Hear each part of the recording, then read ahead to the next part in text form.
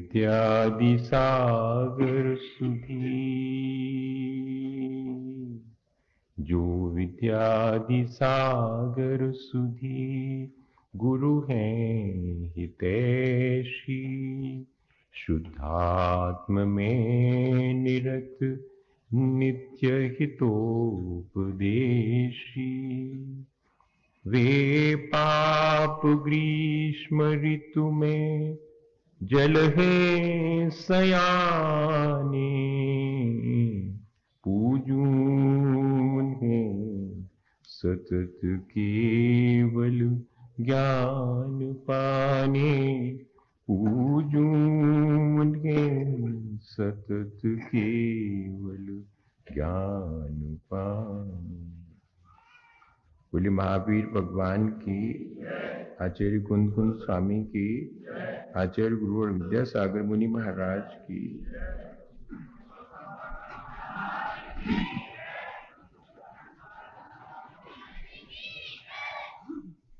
पिछले कई दिनों से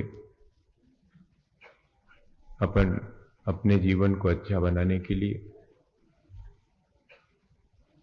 श्रद्धा जरूरी है, उस श्रद्धा पर विचार कर रहे हैं। वास्तव में अगर अपन अपने जीवन के अनुभव से भी सीखें तो समझ में आता है, स्पष्ट होता है कि बिना विश्वास के जैसे संसार में एक कदम भी चलना मुश्किल होता है, ऐसे ही मोक्ष के मार्ग में अपने जीवन को अच्छा बनाने के लिए बिना श्रद्धा के एक कदम भी चलना संभव नहीं है। इतनी कीमती है ये श्रद्धा। श्रद्धा कब होगी, कैसे होगी, ये तो अपन नहीं जान सकते। क्या प्रयत्न किया जाए, कितना भी प्रयत्न करें, कहा नहीं जा सकता कि श्रद्धा उत्पन्न हो गई। सिर्फ इतना ही कर सकते हैं कि अपने आप को श्रद्धा के लिए तैयार कर लें। जैसे कि पानी कब गिरेगा, बहुत सारे प्रेडिक्शन होते हैं, बहुत सारी घोषणाएं होती हैं, लेकिन वास्तविकता क्या है? पानी वहीं गिरेगा जहां की लो प्रेशर के एरिया डेवलप हो। कम दबाव का क्षेत्र जहां पर बनता है, जैसे वहां पानी गिरता है, ऐसे ही जब हमारे भीतर मैं और मेरेपन का दबाव कम होता है, आसक्ति और अहंकार घटता है, तब अपने आप अपने भीतर श्रद्धा उत्पन्न होती है।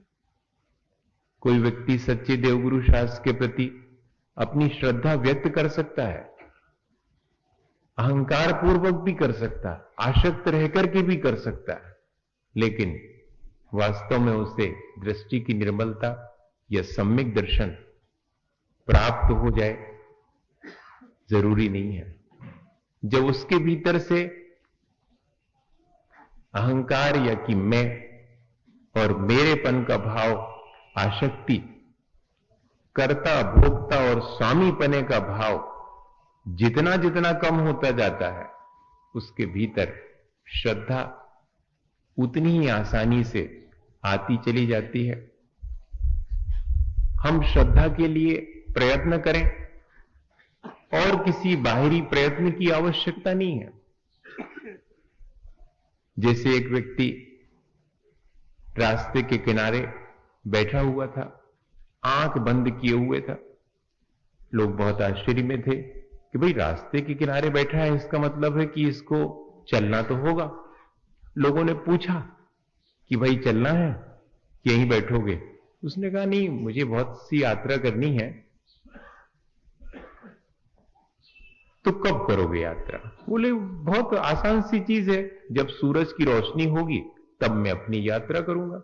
सूरज की रोशनी उस समय आई नहीं थी। तो लोगों को बड़ी लॉजिकल लगी बात कि ठीक कह रहा है, अंधेरे में थोड़ी चला जाएगा, सूरज की रोशनी होगी तो चलेंगे। तो ये सूरज की रोशनी कब होगी? सूरज की रोशनी तो बाहर हो चुकी है, तुम आंख तो खोलो। उसने कहा नहीं, जब सूरज की रोशनी होगी तब आंख खोलेंगे। पता कैसे लगेगा कि सूरज की रोशनी हुई कि नहीं? ऐसे ही अपने साथ मुश्किल है। हमारे भीतर जब श्रद्धा उत्पन्न हो जाएगी तब हम दूसरे काम मोक्ष मार्ग पर चलने के करेंगे। ऐसा आग्रह अपन करते हैं, वह भी ठीक नहीं है। लेकिन ऐसा अहंकार कि मैं सच्चे देवगुरु शास्त्री के प्रति श्रद्धा रखता हूं, इसलिए मेरे भीतर तो सम्यक दर्शन या दृष्टि की निर्मलता आ ही जाएगी।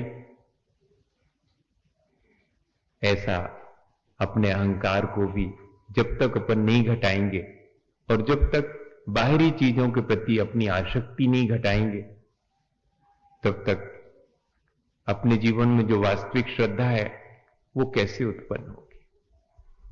राजसिक श्रद्धा उत्पन्न हो सकती है, होती है अधिकांश लोगों के अंदर। तामसिक श्रद्धा भी उत्पन्न होती है, लेकिन जो वास्तविक सात्विक श्रद्धा है, तामसिक श्रद्धा अपन ने पहले भी समझा था कि अपन आलसी होकर बैठ जाते हैं, खुद तो कुछ कर्म नहीं करते। समय आएगा और अपने आप श्रद्धा हो जाएगी, या कि भगवान के ऊपर हमारी श्रद्धा है, भगवान ही सब कुछ कर देंगे, हमारा कल्याण भी कर देंगे। ऐसे आलसी व्यक्ति के द्वारा की गई श्रद्धा तामसिक श्रद्धा कहलाती। अधिकांश मौकों पर अपन यही कहते हुए पाए जाते हैं कि हम क्या करें, जैसो भगवान ने चाहो तो वैसे ही भाव। अरे भगवान ने कहा चाहो तो तुमने जो कचू चाहो तो वो उनने देख लाओ तो पे लें, इतना ही भर है और कचू नहीं। तुम्हारे उपादान में जैसी योग्यता थी वैसा ही तो कार्य हुआ, कि भगवान के चाहने से हुआ या भगवान के देखने से हुआ। लेकिन क्या करें, अपन को ऐसा लगता है कि जैसे किसी से हमारा कमिटमेंट जब होता है तो हम उसकी राह देखते हैं, ऐसे ही जैसे किसी से अपना कमिटमेंट हुआ हो कि अपने जीवन को अच्छा बनाने के लिए वो आएगा और अपने जीवन को अच्छा बनाने के लिए अपने साथ लेके जाएगा। भैया ऐसा किसी से तय तो है नहीं, अपने जीवन में अपन ने किया है कि वो आएगा और तब अपना काम हो जाएगा। ठीक इसी तरह राजसिक श्रद्धा होती है कि खुद तो कुछ पद प्रतिष्ठा पाना चाहते हैं, लेकिन अपन कहते हुए ये पाए जाते कि नहीं हमारी तो वैसे इच्छा नहीं है, मनो सब जने कह रहे हैं और फिर ऐसा ही इच्छा भगवान की ऐसा ही हुई है तो अब का सामायिक नियत यही ऐसा ही है, हमें अध्यक्ष बनने हुई है तो हम बन रहे। हमारी इच्छा नहीं है, हमें राष्ट्रपति बनना है तो हम बन रहे, हमें प्रधानमंत्री बनना है, हमें हमारी इच्छा तो बिल्कुल नहीं है, लेकिन लोग चाह रहे हैं, सब जने हमें कुर्सी बिठा रहे, वो चाह रहे हैं, सो बैठ ही जाता। हमें तो भगवान पे बहुत श्रद्धा है, अगर भगवान चाहेंगे तो हम तो कुर्सी बैठ जाएंगे बिना प्रयत्न के। अपनी महत्वाकांक्षाएं अपन पूरी कर लेते हैं अपने भगवान के प्रति श्रद्धा कह करके। चोर भी अपनी श्रद्धा व्यक्त करता है और भगवान के सामने निवेदन करता है कि जरा चोरी ठीक ढंग से हो जाए। ये क्या चीज है? क्या ये श्रद्धा सच्ची है? अपने आत्म कल्याण और कर्मों की निर्जरा के लिए जो मैं अपनी श्रद्धा व्यक्त करता हूं, जिसमें कुछ चाहता नहीं हूं संसार, बल्कि संसार मिटाना चाहता हूं, वास्तविक श्रद्धा वो है। क्या ऐसी श्रद्धा अपने भीतर है? टटोल करके देखना चाहिए। अगर नहीं है तो शेष जीवन में उसे पाने का प्रयत्न करना चाहिए। देखो, सुकमाल मुनि महाराज बन गए थे, लेकिन जब तक घर में थे तब तक क्या दृष्टि थी? शरीर पर, भौतिक सुख सुविधाओं पर। उनके लिए सरसों का दाना भी चुभता था। आंसू आ गए थे जब उनकी दीप से आरती उतारी गई, जब उनको खाने के लिए चावल रखे गए तो उसमें से चुन चुन करके जो मुलायम चावल थे, शाली धान्य थे, उन्हें ही उन्होंने खाया तो राजा के मुंह से निकल गया कि अपने बेटे का तुम इलाज करवाओ रानी मां, तुम्हारा बेटा तो अस्वस्थ लगता है। कि नहीं, अस्वस्थ नहीं है, सुकमाल है।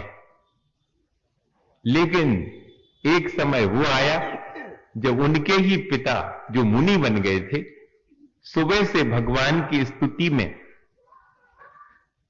कुछ पद पढ़ रहे थे। उन पदों की ध्वनि उनके कान में सुनाई पड़ी और दृष्टि बदल गई।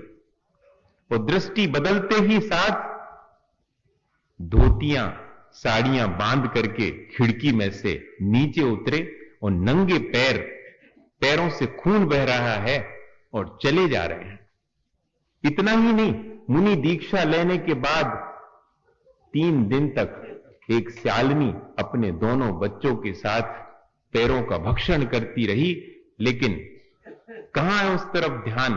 वज्र वृषभ नाराज सहनन वाला था शरीर, चरम शरीरी थे, उसी भाव से उनको मुक्ति हुई। उनका ध्यान आत्मा की तरफ चला गया। पहले उसी शरीर से और सरसों का दाना चुभ रहा था। कहां गई थी वो अनंत शक्ति? दृष्टि नहीं मिली थी। जैसे ही दृष्टि बदली वैसे ही शरीर में तो शक्ति थी, ऐसे ही अपने साथ भी है। अपने लिए भी व्रत नियम संयम करने की बहुत सामर्थ्य, अपना कल्याण करने की अनंत शक्ति है आत्मा के भीतर।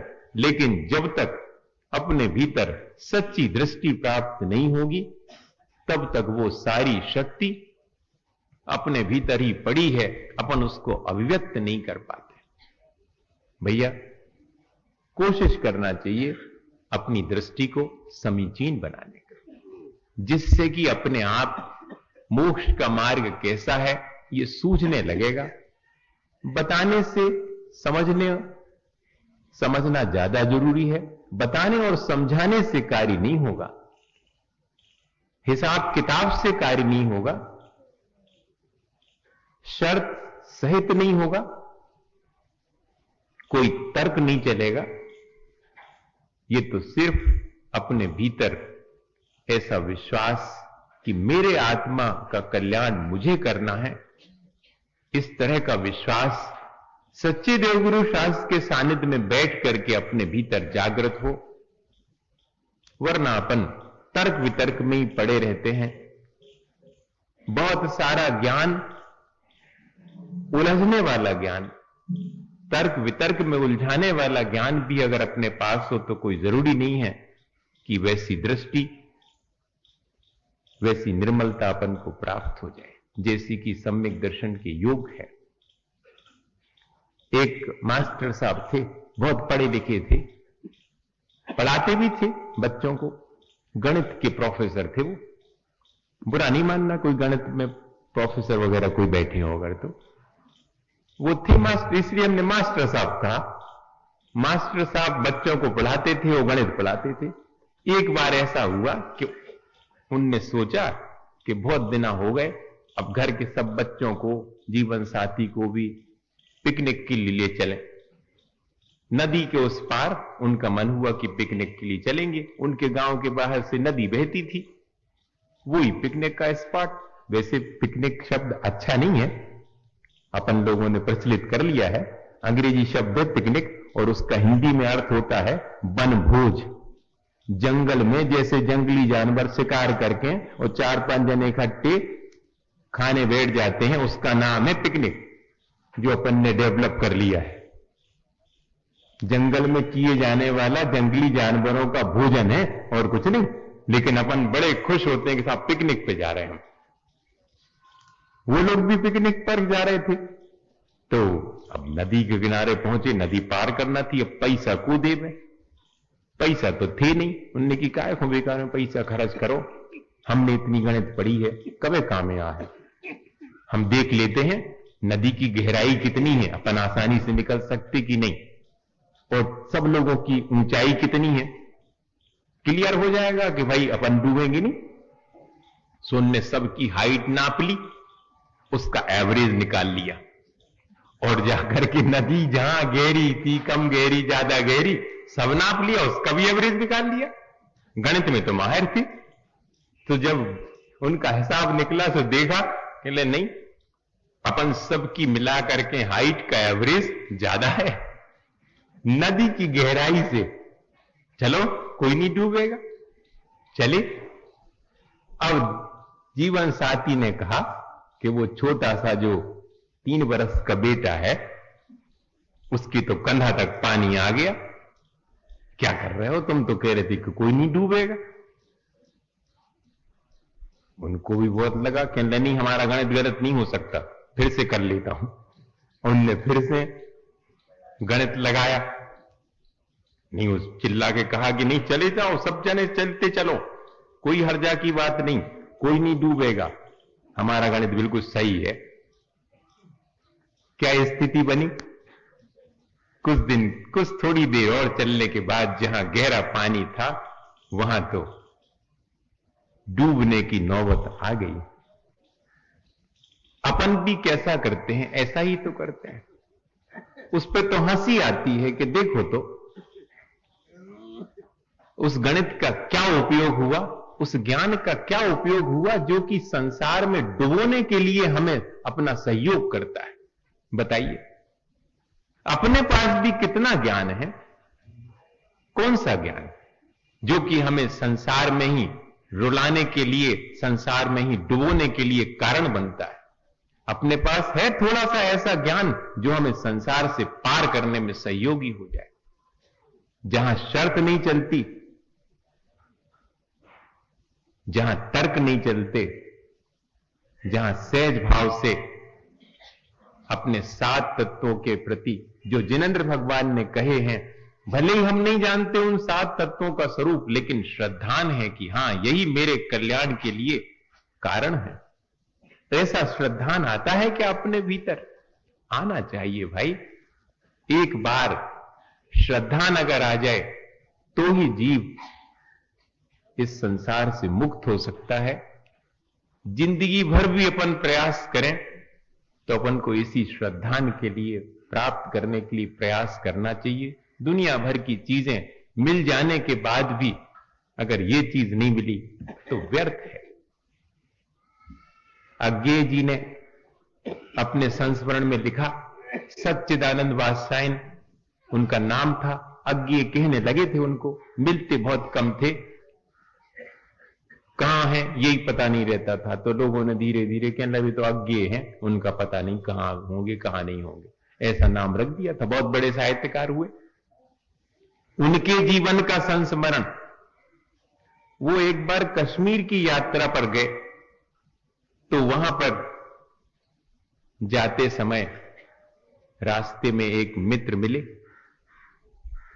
उन्होंने कहा कि देखो, उस समय ऐसे इंटरनेट वगैरह और आवागमन के साधन तो थे नहीं, आदमी से ही अपना काम चलाते थे लोग। सुकेन ले तुम आगे गांव में जा ही रहे हो और हमारे मित्र हैं वहां पर, उनका कुछ पैसा देना है, सो तुम दे देना, हम तुम्हें दे देते हैं। ठीक है।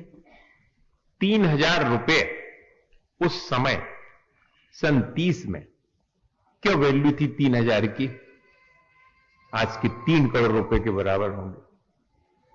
3000 रुपए उनके हाथ में दे दिए, ना लिखा पढ़ी ने अंगूठा लगवाओ कि हमने दे तुम्हें, वो तुम दे दी उते हम उनसे भी फोन करके पूछें कि दे कि नहीं। इतना अविश्वास आज डेवलप हो गया उस ज्ञान के चलते। ज्ञान ने हमारे भीतर अविश्वास पैदा किया या कि विश्वास? बिना किसी लिखा पढ़ी के 3000 रुपए देने वाले ने दे दिए और रखने वाले ने भी पॉकेट में रख लिए और चले मोटर में, बस में। बस चालू होने वाली थी, उतने में एक 10-11 वर्ष का बेटा भागते हुए हाँफते हुए आया और उसने अज्ञेय जी से कहा कि अंकल, वो जो हमारे मालिक ने आपको 3000 रुपए दिए ना, वो देना नहीं है वहां पर, वो वापस मंगाए हैं उन्होंने। कहा ठीक है, मंगाए हैं वापस, नहीं देना तुमने कहा था देना, इसलिए मैंने रख लिए थे, नहीं देना है तो ले लो अपने वापस। निकाले 3000 रुपए और उस 11 वर्ष के बेटे के हाथ में सौंपे। जय जिनेंद्र, लेकिन जितने लोग देख रहे थे इस क्रिया को वे सब चिल्ला पड़े, क्या करते हो? गए भी तो पानी में 3000 ने जा पूछी कि कौन के लड़का आओ, कौन ने मंगाए हैं, का है का नहीं है। इतना विश्वास कर लिया आपने उस 11 वर्ष के बेटे पर, 3000 रुपए ऐसे ही दे दिए, गए वो तो डूब गए। अज्ञे जी ने इतना सब सुनने के बाद बड़ी माने उपदेश लोगों ने 15 मिनट तक उनको दिए। उसके बाद उन्होंने सिर्फ एक ही बात कही कि यदि मैं आज 3000 रुपए के पीछे, मैं 3000 रुपए में एक एक पाई कमा करके भी चुका दूंगा, लेकिन यदि इस 3000 रुपए के पीछे अपना विश्वास खो देता तो शायद जिंदगी भर मुझे विश्वास प्राप्त नहीं होगा। सिर्फ विश्वास है जिससे कि ये संसार और संसार से पार होना दोनों ही आसान है। लेकिन अपन तो संदेह कर लेते हैं एक एक चीज में। मोक्ष मार्ग जो बताया आचार्यों ने उस पर भी संदेह हो जाता अपन को कभी कभी, क्या पता है सही कि नहीं है। अपनों तो जो अच्छो है, दुकान खुली है, पैसा कमा रहे हैं अपन, और घर गृहस्थी है वो ही अच्छो है, इनमें कब का धरो, वे सही तो दुखी हैं जो मोक्ष मार्ग पे चल रहे हैं और अपन कायकों में फंसो। ऐसा भाव आ जाता अपने भीतर की नहीं है। श्रद्धान या संदेह है, विश्वास नहीं। अपन को देखना चाहिए कि हमारी इन क्रियाओं के द्वारा तो यही प्रदर्शित हो रहा है।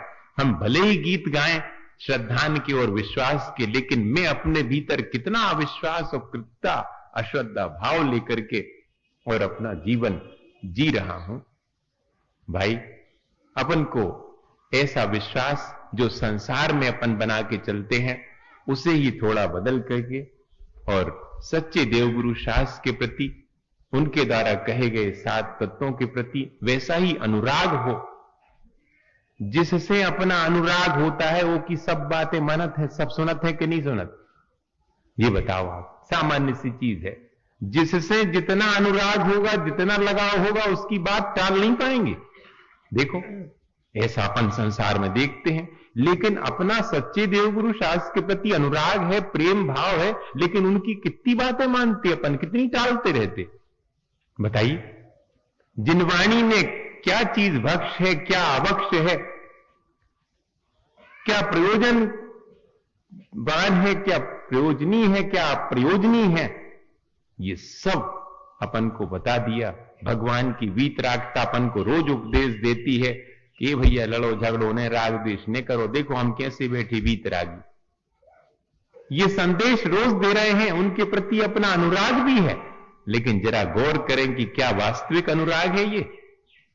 वास्तविक अनुराग होता जैसे कि किसी व्यक्ति का, किसी कलाकार, फिल्म के कलाकार से बहुत अधिक अनुराग हो, जिसको वो अपना फेवरेट मानता हो, उसी के जैसे कपड़े पहनेगा, उसी की जैसी टोपी लगाएगा, उसी के जैसे हेयर स्टाइल, उसी के जैसे चलना फिरना, सब कुछ करता है कि नहीं? बताओ।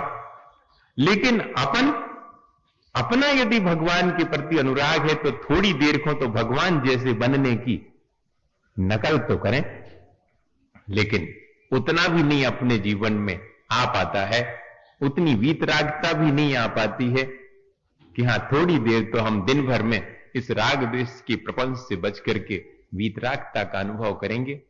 भैया, अपन तो सिर्फ इतनी ही तैयारी कर सकते हैं कि अपने भीतर मैं और मेरेपन का दबाव कम हो, जिससे कि श्रद्धा आपो आप उत्पन्न हो। बाकी तो सब ये समझने और समझाने की चीजें हैं। श्रद्धा अपने आप रिस्पॉन्स देती है।